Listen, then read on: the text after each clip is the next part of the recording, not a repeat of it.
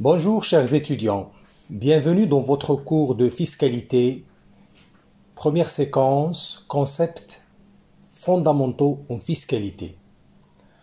Alors l'objectif de cette séquence introductive est de vous initier aux principaux concepts et à la terminologie de base du jargon fiscal.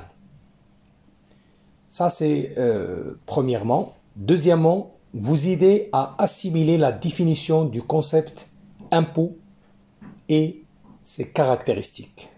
Deuxième objectif, vous aider à assimiler la définition du concept de l'impôt et de ses caractéristiques. En troisième lieu,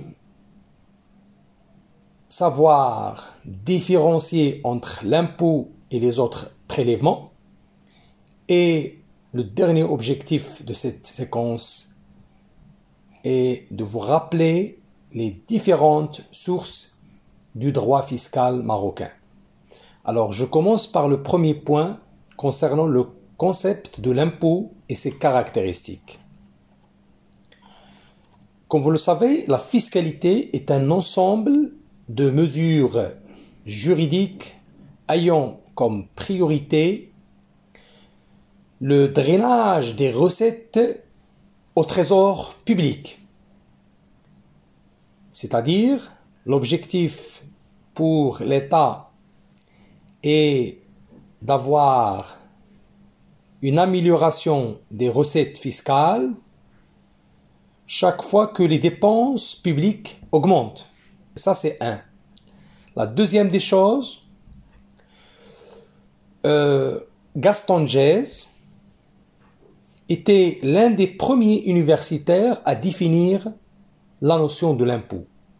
Il l'a défini comme une prestation pécuniaire requise des particuliers et des entreprises, bien sûr, par voie d'autorité, à titre définitif et sans contrepartie, dans l'objectif de couvrir les charges publiques. Pour faire simple, l'impôt est un prélèvement obligatoire opéré par l'État et les collectivités territoriales suivant des règles légales précises, et c'est un prélèvement à titre définitif et sans contrepartie afin de subvenir aux charges publiques. Donc à partir de cette définition, on peut citer quelques caractéristiques de l'impôt. Première caractéristique, c'est le caractère de contrainte. C'est-à-dire quoi? C'est-à-dire que l'impôt est imposé aux contribuables en vertu de la loi.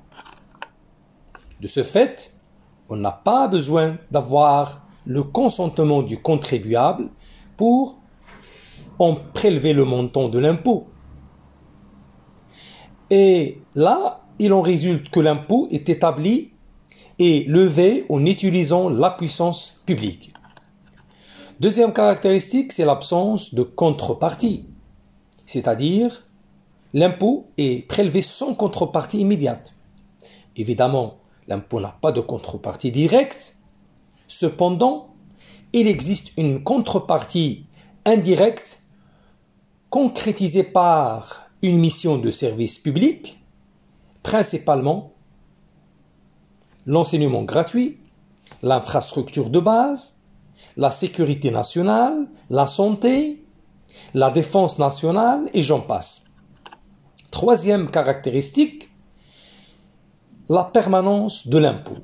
C'est-à-dire, l'impôt est un prélèvement qui fait l'objet d'une législation en amélioration permanente. Pourquoi?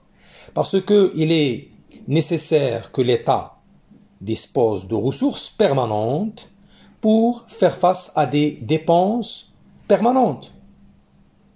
Et là, je dois souligner quand même que nous avons des lois de finances chaque année qui apportent des amendements et des améliorations de la loi fiscale, notamment du Code général des impôts, pour être en phase avec les nouvelles exigences en matière d'intervention publique dans tous les domaines, que ce soit économique, social, mais aussi en termes de développement en général. Enfin, il y a le caractère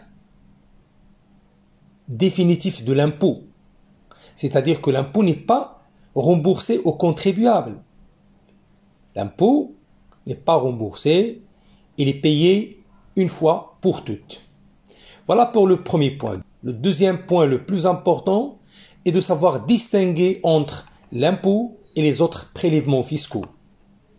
On doit tout d'abord voir la différence entre l'impôt et la taxe, la différence entre la redevance et la taxe, et enfin on va aussi dire quelques mots par rapport à la différence entre la parafiscalité et l'impôt.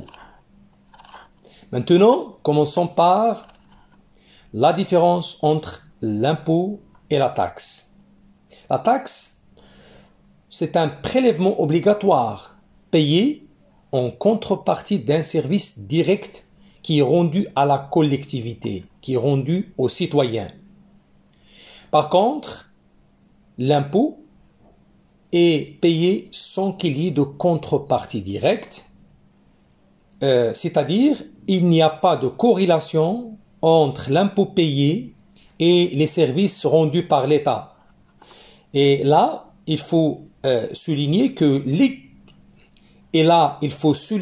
l'éligibilité de la taxe est subordonnée à l'existence d'une prestation offerte à l'usager sans que celui-ci soit obligé de l'utiliser.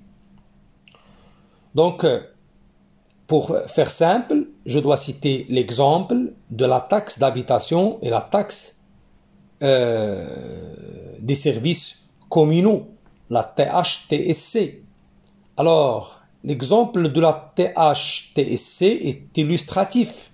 Vous payez la taxe d'habitation et la taxe des services communaux sans possiblement habiter le logement.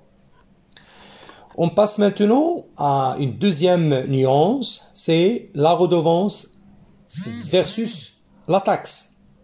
La redevance, et d'ailleurs c'est comme la taxe, ils se ressemblent toutes les deux dans la mesure où sont perçus à l'occasion d'un service rendu.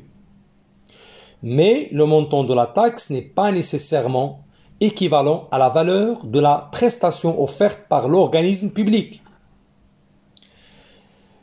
À la différence de la taxe, la redevance se caractérise par l'existence d'une équivalence absolue entre son montant et la valeur du service rendu. La différence, c'est que, au niveau de la taxe, il n'y a pas de lien entre le montant de la taxe et le service rendu. Alors, l'exemple le plus illustratif, c'est la redevance de l'eau et de l'électricité. Un autre exemple, c'est la redevance audiovisuelle, la redevance informatique payée par les opérateurs économiques à l'occasion du dédouanement des marchandises, etc., etc. La troisième nuance, c'est la différence entre la parafiscalité et l'impôt. La parafiscalité s'apparente à l'impôt parce que c'est un prélèvement obligatoire et sans contrepartie directe. Mais la parafiscalité, elle est différente en ce sens qu'elle est affectée à des organismes déterminés et à des buts bien précis. Les taxes parafiscales sont affectées à un but et à un organisme, c'est-à-dire la parafiscalité est un prélèvement effectué pour servir un intérêt économique et social comme la formation professionnelle, la solidarité, l'environnement, l'assistance et au profit des organismes sociaux. Exemple, les cotisations à la CNSS et les cotisations à la CIMR sont considérées comme étant de la parafiscalité. Le troisième point que je voudrais traiter dans cette vidéo introductive concerne les sources du droit fiscal. La fiscalité comporte, comme vous le savez, deux aspects importants. L'aspect technique, c'est-à-dire tout ce qui est en rapport avec la technique et la pratique fiscale, et l'aspect juridique. Dans ce qui va suivre, je me focaliserai le plus sur ce deuxième aspect important, à savoir l'aspect juridique. Et là, comme vous le savez, l'impôt relève de la compétence du législateur auquel appartient de créer l'impôt, d'en déterminer l'assiette et d'en fixer le taux.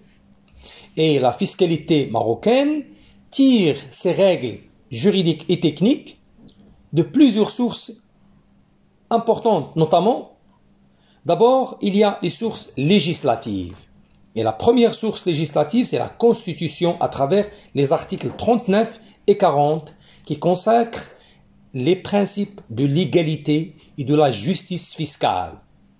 Alors, si je prends en l'occurrence l'article 40, il précise que, je cite, « Tous supportent solidairement et proportionnellement à leurs moyens les charges que requiert le développement du pays et celles résultant des calamités nationales et des catastrophes naturelles. » Fin de l'article 40.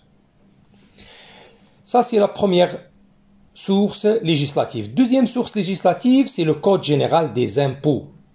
Ce code est promulgué par l'ODAIR du 31 décembre 2006 et appliqué à partir du 1er janvier 2007. Et le présent code se trouve bien sûr amendé en permanence par les lois de finances de chaque année.